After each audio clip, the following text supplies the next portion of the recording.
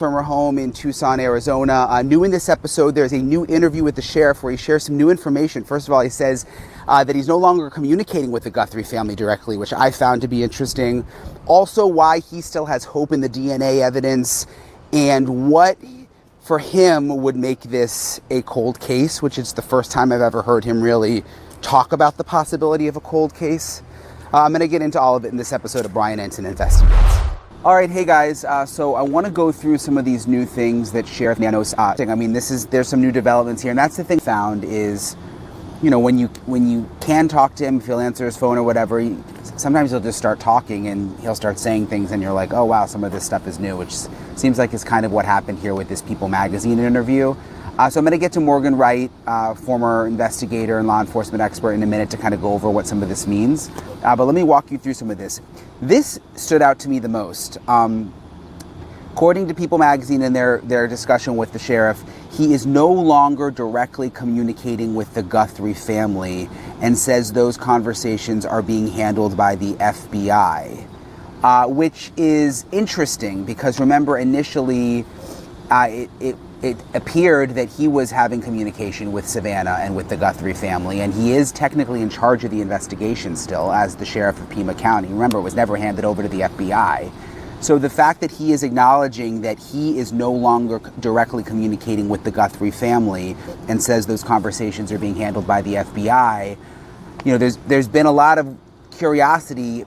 Is Savannah Guthrie, are the Guthries getting frustrated with the sheriff based on all of this reporting that's been out there, that I've done, that's been out there, mistakes that have been made? Could they be frustrated or were they still talking to him and happy behind the scenes? And it sounds like they're, according to the sheriff, no longer directly communicating with the sheriff. So I found that to be very interesting, and that is something new that I didn't know.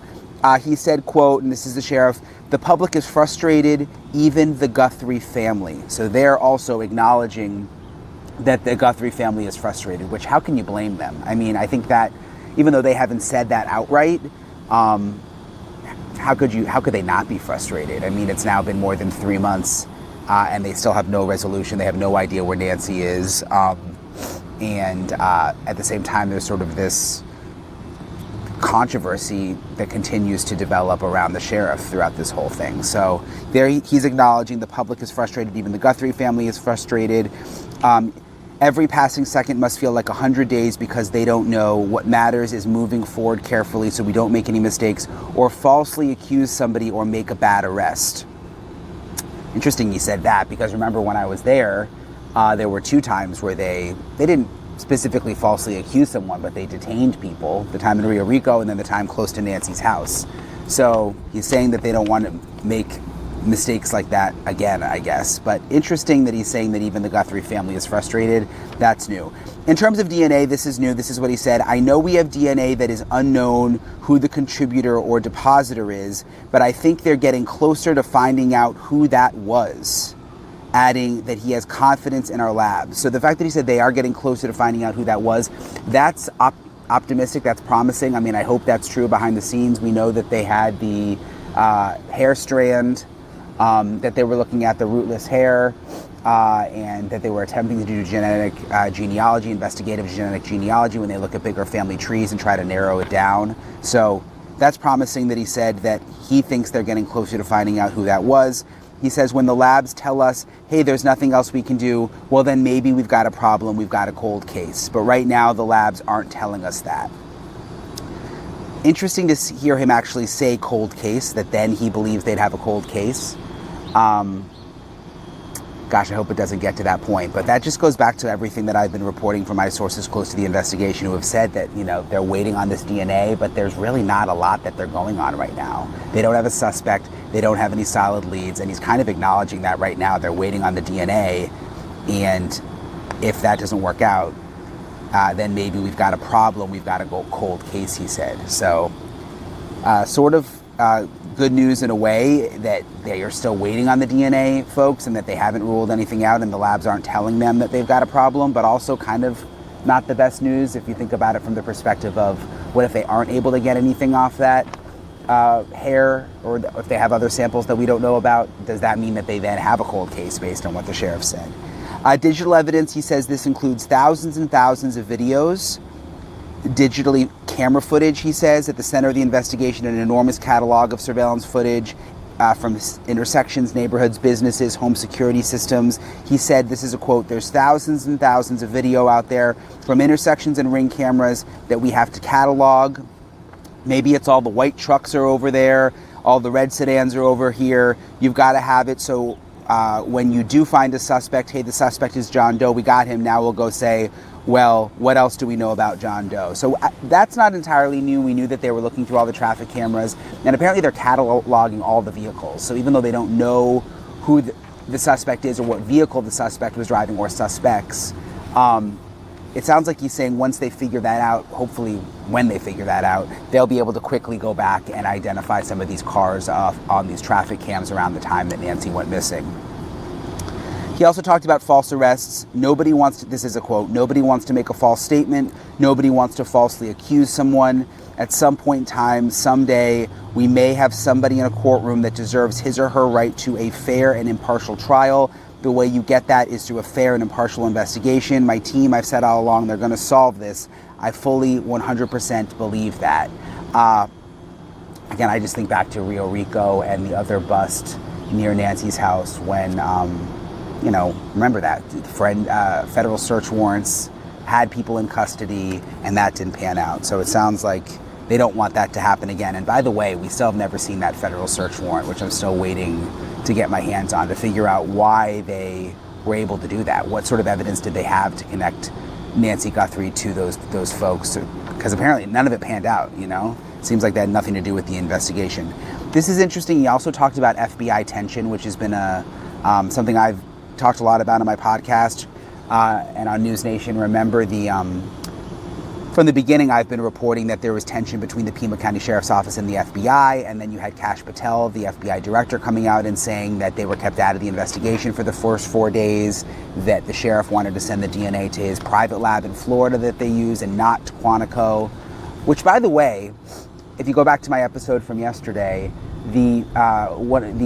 Dr. Hines, one of the county supervisors, said he wishes that they would have gone with the FBI just because of the money aspect, that he believes that the Nancy Guthrie case has already cost the county $1 million, and that if they had just let the FBI take the DNA and handle the investigation, it would have saved the county a lot of money, which is something that I hadn't heard discussed before. So he said it would have been better for the investigation because it's the FBI and they have more experience, but it also would have been better for the county because they would have saved a ton of money, $1 million, he's saying, if it had gone to the FBI. But this is what Sheriff Nano said in this new interview about FBI tension.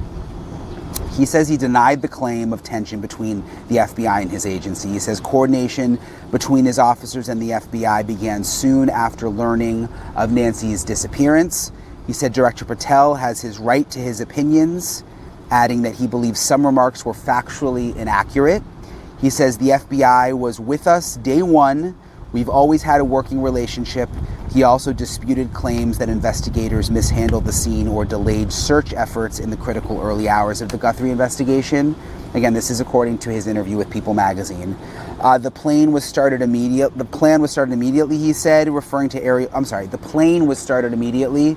Nano said, referring to aerial search operations. They found blood. Search and rescue looked at the scene and realized it seemed suspicious. They did exactly what they were supposed to do. So he's saying that they did search initially with the plane and then realized that it was suspicious because they found the blood and then moved on to, realizing that this was a criminal matter. So it's interesting that the sheriff is speaking out. Hey guys, I'm always on the go. I don't usually have much time for cooking, and that is why I absolutely love Factor. And Factor is the sponsor of today's video. Factor doesn't just ask you to meal prep because they have done the work for you, and it is real food. Factor is made by, he was a victim, it was awful. The sheriff is technically in charge.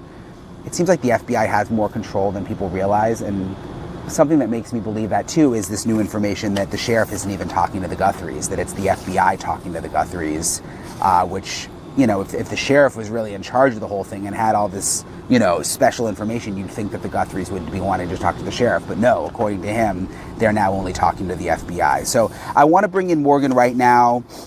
Super smart guy, investigator. I've had him on the podcast before, and just a law enforcement expert to kind of go through some of these new developments and see what he thinks about it. Thank you for joining me, Morgan. I really appreciate it. It's been a while since I've talked to you, so I have kind of a lot of questions because you're up to speed on all this Guthrie stuff. The first thing I wanted to ask you about, though, there's this new interview with the sheriff with People Magazine, and there are a couple things that stood out to me. I'm curious your take on. First of all, Sheriff Nano said that he is no longer directly communicating with the Guthrie family and says those conversations are now being handled by the FBI. And then he said, quote, "The public is frustrated, even the Guthrie family." He's technically still in charge of the investigation. I mean, technically his office is still in charge. And what do you make of the fact that he's not communicating with the family anymore? Yeah, until there's a federal predicate, or a nexus, and the FBI, for example, if she was kidnapped and we knew she was taken across state lines, that makes it a federal investigation. In my experience, and Brian, this is going on over 40 years, it's unusual for the originating agency, the investigative agency who has originating authority, which the sheriff does, not to be in communication with the victim's family. I mean, it would be hard to figure out, well, why, how come?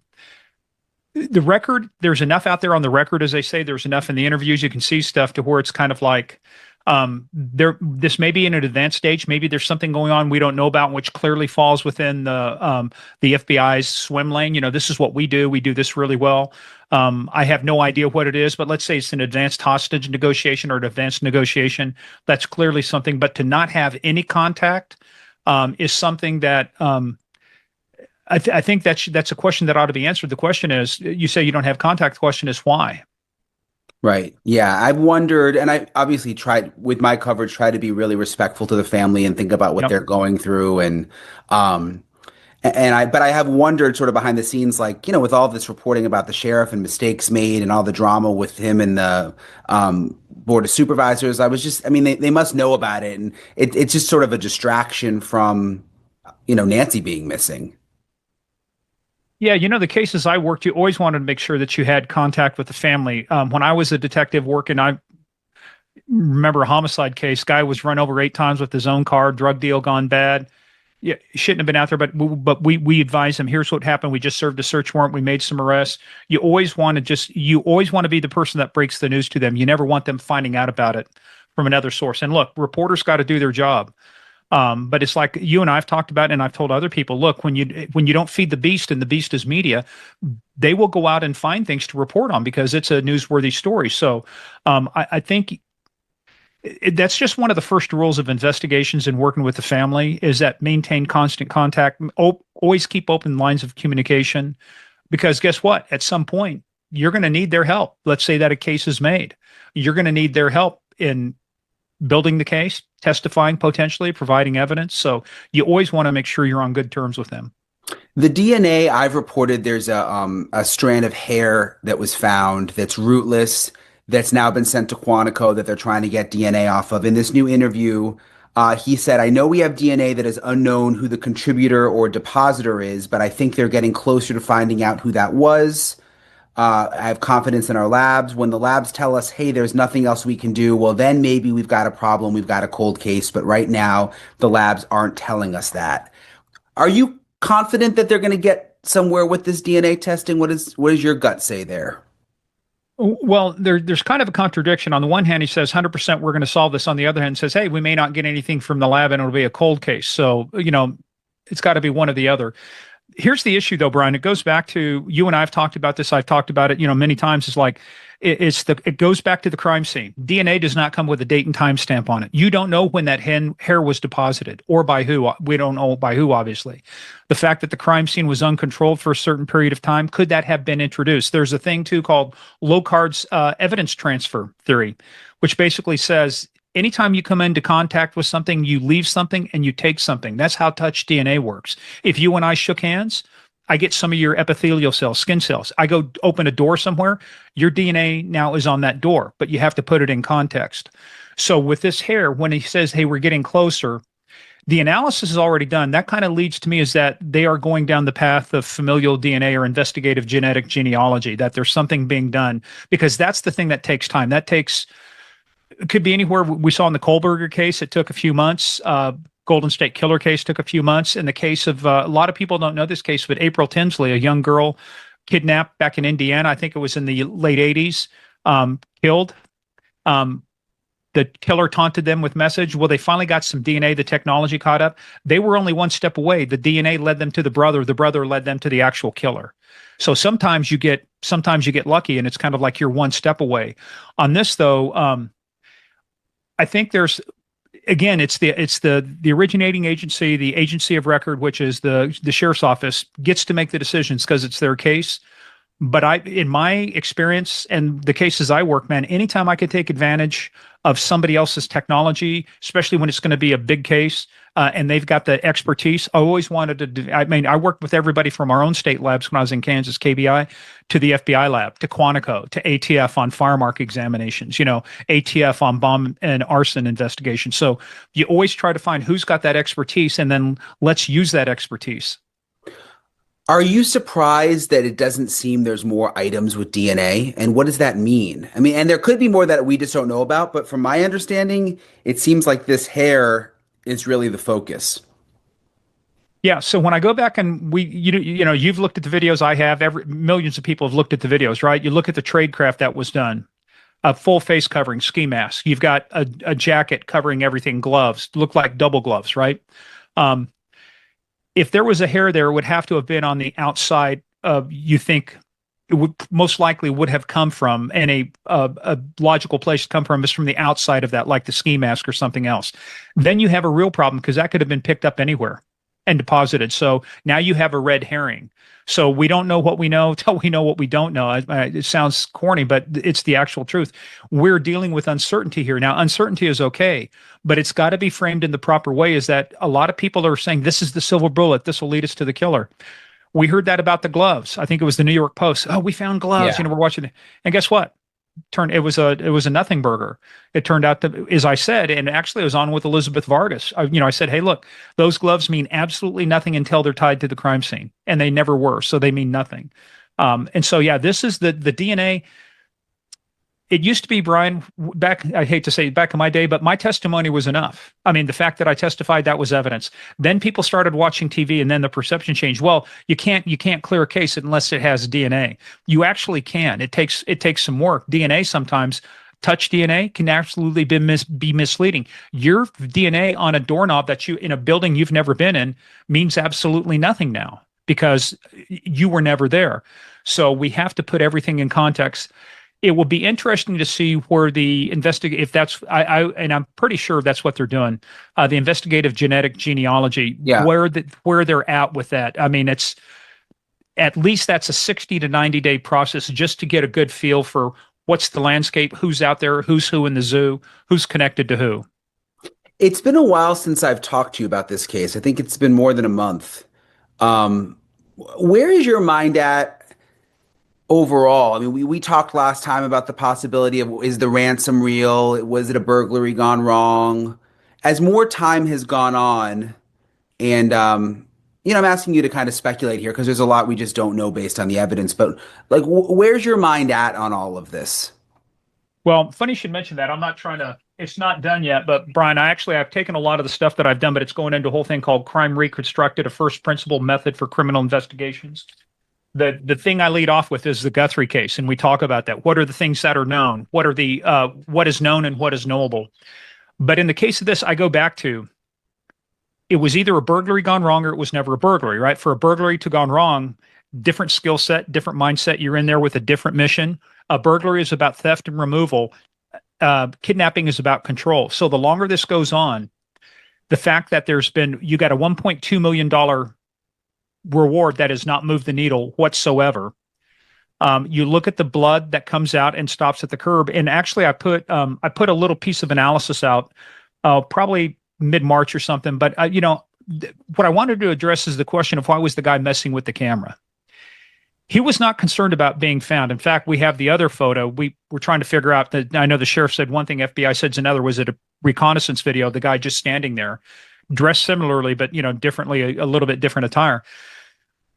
The whole purpose of removing the Ring camera, and this is what I've concluded. If this is your first time here, welcome to Samuel Vale Crime Chronicles, where we go deep into the cases that demand answers. If you believe every victim deserves justice, take a second right now to like this video and subscribe to the channel. It helps more people find stories like Nancy's, and it keeps this work going. Now, let us get into it. What investigators pieced together in the hours and days after Nancy's disappearance is both precise and deeply disturbing. Nancy's home was equipped with a Ring doorbell camera, the kind of device millions of Americans rely on to feel secure. In the early morning hours of January 29th, that camera captured footage of a figure approaching the property. What that figure did next suggested a level of operational planning that was chilling in its deliberateness. The individual was male, based on build and movement analysis.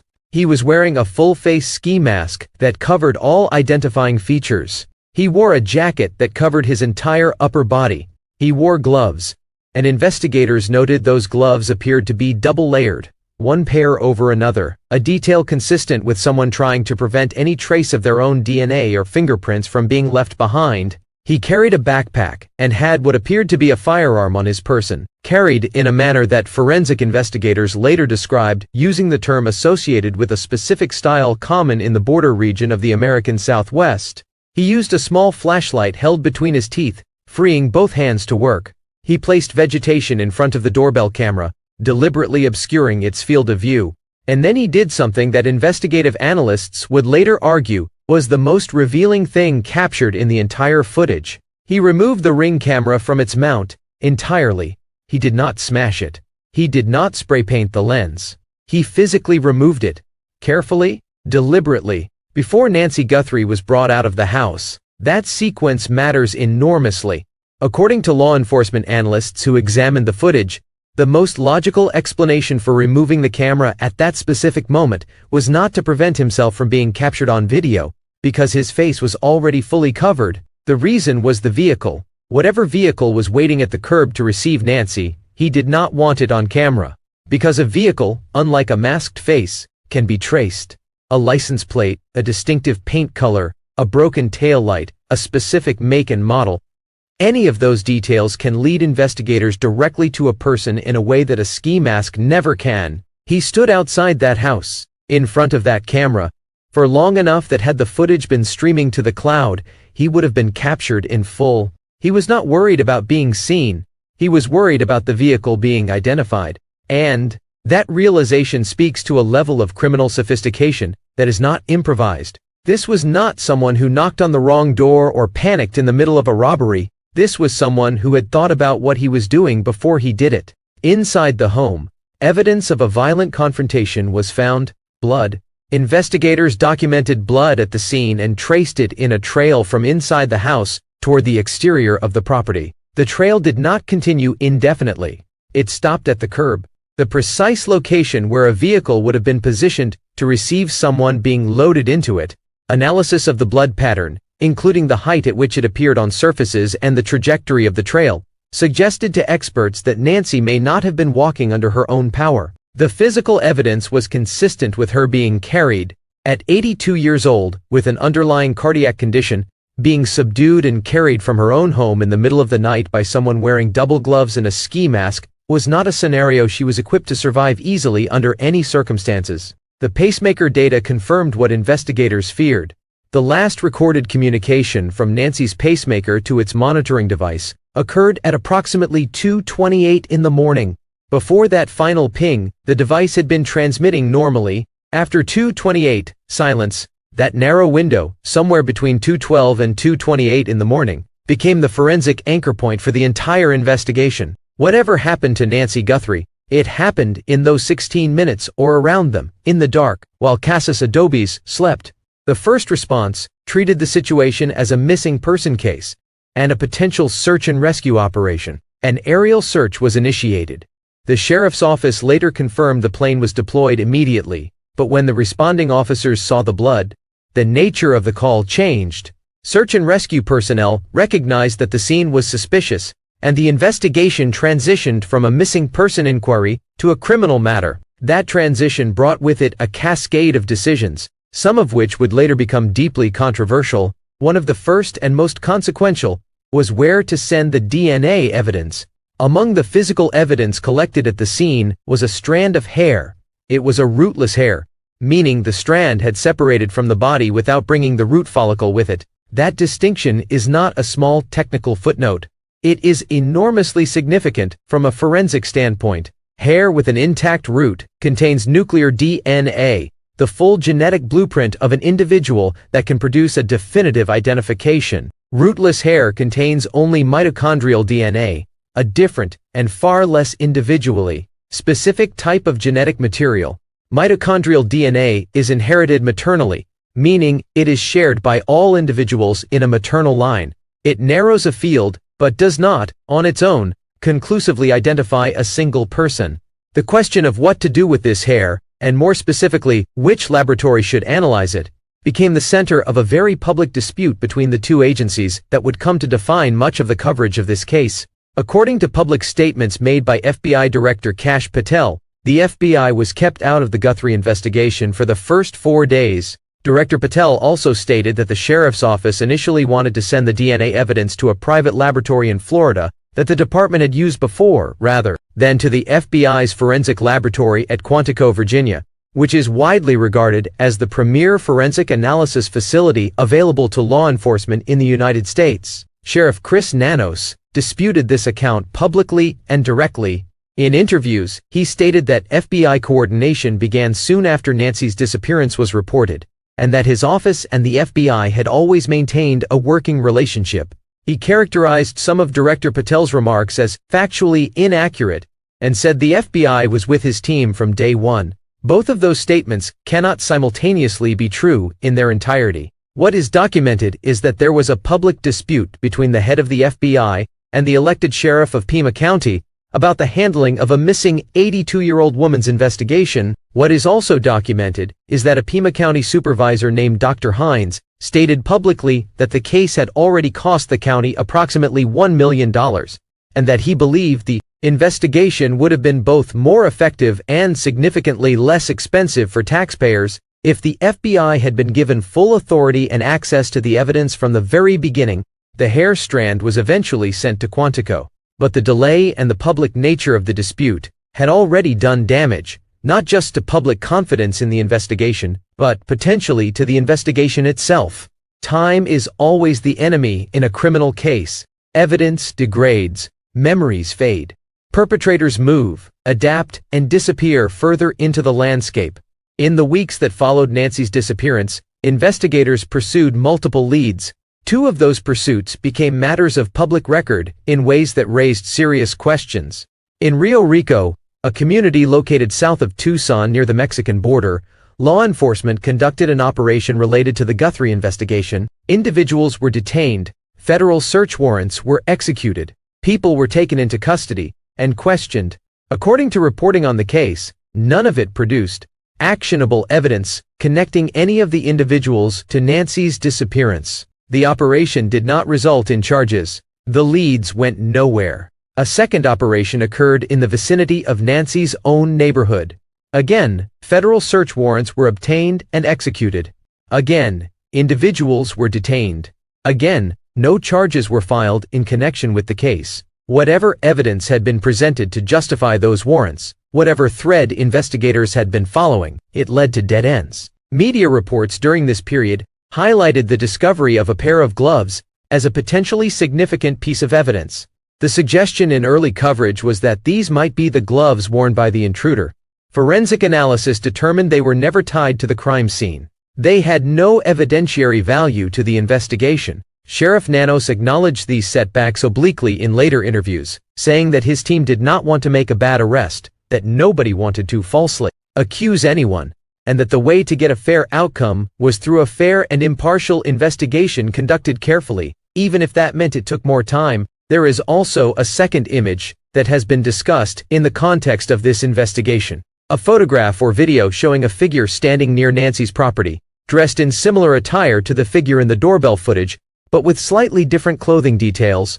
The two agencies involved in the investigation reportedly offered different interpretations of what this image represented. One interpretation was that it captured a reconnaissance visit, a prior visit to the property before the night of the abduction, during which the perpetrator observed the home, assessed its layout, its security measures, and its patterns of activity. The existence of a reconnaissance visit would reinforce the theory that this crime was planned in advance. The question of whether the crime was planned in advance is not a minor one. It goes directly to motive, to the profile of the perpetrator, and to what happened to Nancy after she was placed in that vehicle at the curb. From the earliest days of the investigation, analysts and investigators offered two broad competing theories. The first was that this was a burglary that escalated in a way that was not initially intended. The second was that Nancy was deliberately and specifically targeted, that whoever came to her door that night came for her. The physical evidence and the behavior captured on the doorbell camera have led most serious analysts to the second conclusion. A burglary requires a fundamentally different set of preparations from an abduction.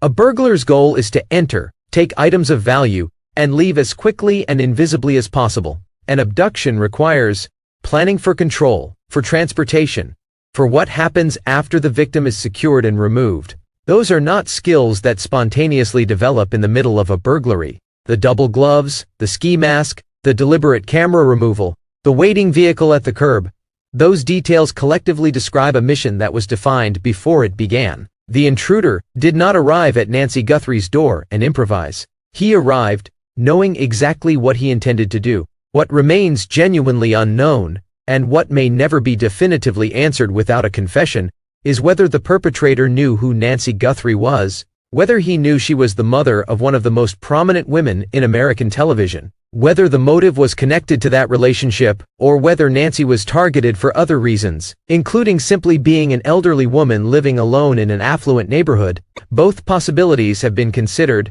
neither has been ruled out, and the only person who can answer that question has not been identified. What investigators can say, based on the evidence, is that this crime was not random in the sense of being impulsive or unplanned. It may have been random in the sense of victim selection, that any vulnerable, isolated person in that neighborhood might have been targeted, or it may have been precise, with Nancy chosen specifically.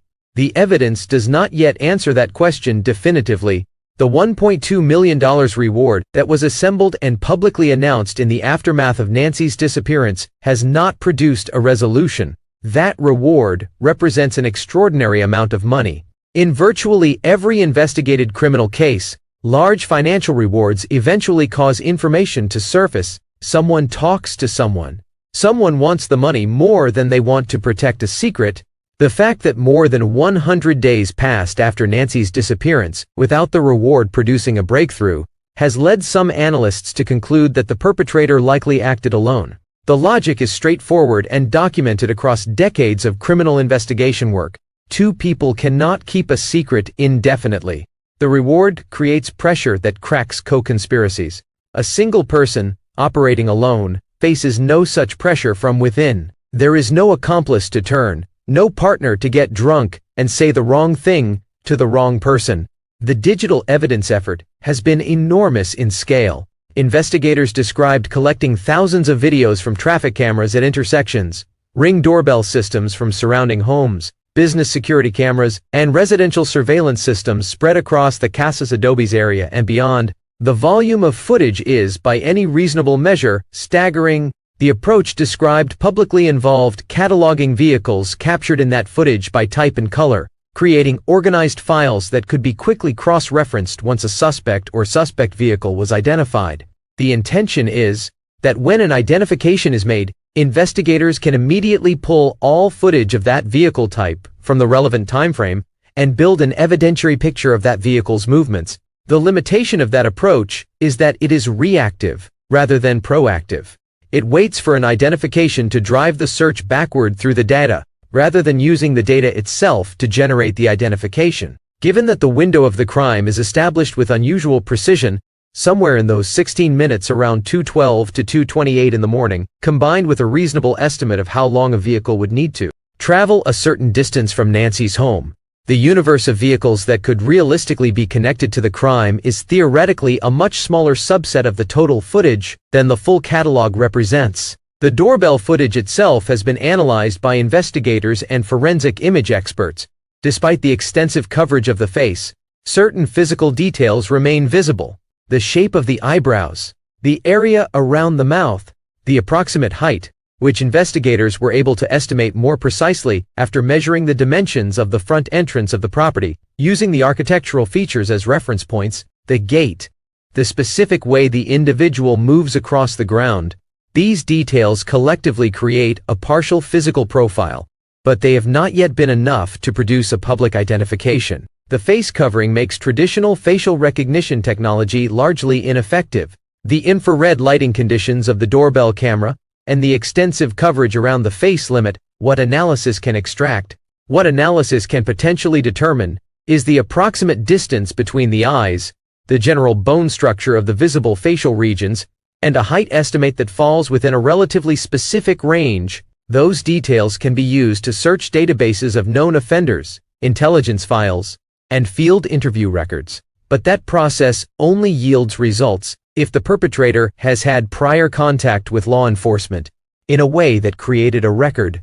If the person responsible has no prior arrests, no prior documented contacts with law enforcement, and is not from the region, there may be nothing in the local databases to find. The proximity of the crime scene to the Mexican border, approximately 60 miles south at the Nogales crossing, has been a consistent thread in the investigation. The style in which the firearm was carried, documented in the footage, has been described by analysts as consistent with criminal elements operating in the border region of the American Southwest. Border crossing points are equipped with cameras, and both American and Mexican authorities maintain records of vehicle crossings. If the vehicle used in Nancy's abduction crossed the border at any point, that crossing would have been recorded. The time required to travel from Nancy's neighborhood to the border crossing, under realistic driving conditions, would have been well over an hour, likely closer to an hour and a half. That time constraint is itself a data point that investigators can apply to the border crossing records. However, if the investigation extended into Mexican territory, the jurisdictional and logistical complexities increase substantially. American investigators must work through official channels to obtain cooperation from Mexican authorities. That cooperation, while documented to exist in many cross-border investigations, involves a different investigative culture and a different institutional framework than American law enforcement agencies are accustomed to navigating. The forensic strategy that has emerged as the last best hope in this investigation is investigative genetic genealogy. This is the same scientific methodology that cracked the Golden State Killer case after decades of failure by traditional investigative methods. It is the same approach that helped identify Brian Kohberger in connection with the murders of 4 University of Idaho students. It has solved cases where conventional forensics had exhausted every other option. The process works by extracting a DNA profile from the biological evidence, in this case, the rootless hair strand, and uploading that profile to genealogical databases where individuals have voluntarily submitted their own genetic information. Investigators look not for a direct match to the perpetrator, but for partial matches that indicate a familial relationship, a second cousin, a great uncle, a distant relative who had no involvement in the crime but shares enough genetic material to point investigators toward a family tree. From there, traditional genealogical research narrows the field. Family trees are built and cross-referenced against geography, age, sex, and the physical profile derived from other evidence. The process converges on a suspect, who can then be investigated through conventional means, with DNA confirmation obtained from discarded items. The process is not fast. A thorough initial assessment typically requires 60 to 90 days. It can take longer. It requires patience, precision, and continued investment of resources by the laboratory. There are also database limitations. Not every person has a DNA submitting relative in genealogical databases, which means some perpetrators fall outside the reach of this method entirely. The case of April Tinsley, a young girl murdered in Indiana in the late 1980s, illustrates both the promise and the patience required. Decades after her murder, advances in DNA technology allowed investigators to extract a usable profile. Investigative genetic genealogy led them to the perpetrator's brother. The brother led them to the killer. Sometimes, the margin between failure and resolution is a single step in the right direction. Sheriff Nanos, in a statement to People magazine that was widely reported, addressed the DNA evidence directly. He said he knew there was DNA of unknown origin in the investigation, and that he believed investigators were getting closer to determining who had contributed that genetic material. He expressed confidence in the laboratories involved, but he also said something that represented a significant departure from his previous public statements. He said that if the labs eventually told him there was nothing more they could do, then perhaps the investigation would have a problem. He said, "In those circumstances, there might be a cold case." It was the first time the possibility of a cold case had been raised by the lead investigator in a public forum. That same interview confirmed something else that had been the subject of speculation. Sheriff Nano stated that he was no longer communicating directly with the Guthrie family, and that those conversations were being handled by the FBI. He acknowledged publicly that the Guthrie family was frustrated, using language that left no ambiguity about the emotional state of those closest to Nancy. He said the public was frustrated. He said even the Guthrie family was frustrated, and he said that every passing second must feel like 100 days to them. He is not wrong about that. Since January 29, 2025, Savannah Guthrie has continued to appear on national television every morning, speaking to millions of viewers about the news of the day, while the news of her own life remains the most devastating question she has ever faced. What happened to her mother? Where she is? Whether she is alive? Those questions have not been answered. Not in 104 days. Not yet. The case of Nancy Guthrie sits at a crossroads. The sheriff has described the DNA analysis as ongoing and not yet exhausted. The laboratories at Quantico have not, according to public statements, told investigators that they have reached the end of what science can provide. That is the narrow margin of hope that keeps this investigation from being formally designated as a cold case. It is a thin margin, but it is a real one. What is also real is the physical profile of the crime, the evidence of planning and preparation, the documented tradecraft of someone who understood how investigations work and took deliberate steps to obstruct them. That level of sophistication does not vanish without a trace. It leaves footprints of a different kind, behavioral and forensic signatures that, under the right conditions, can eventually be traced back to their source. The $1.2 million reward remains available. The FBI tip line remains open. The cataloged surveillance footage remains indexed and waiting. The family remains in pain. And Nancy Guthrie, an 82-year-old retired school teacher who went to bed one night in the home she had lived in for years, has not been found. This case is not over. Justice for Nancy Guthrie has not been delivered. And until it is, the people who loved her, the investigators who are working the case, and the public who has followed every development will continue to carry the weight of the unanswered question at the center of it all.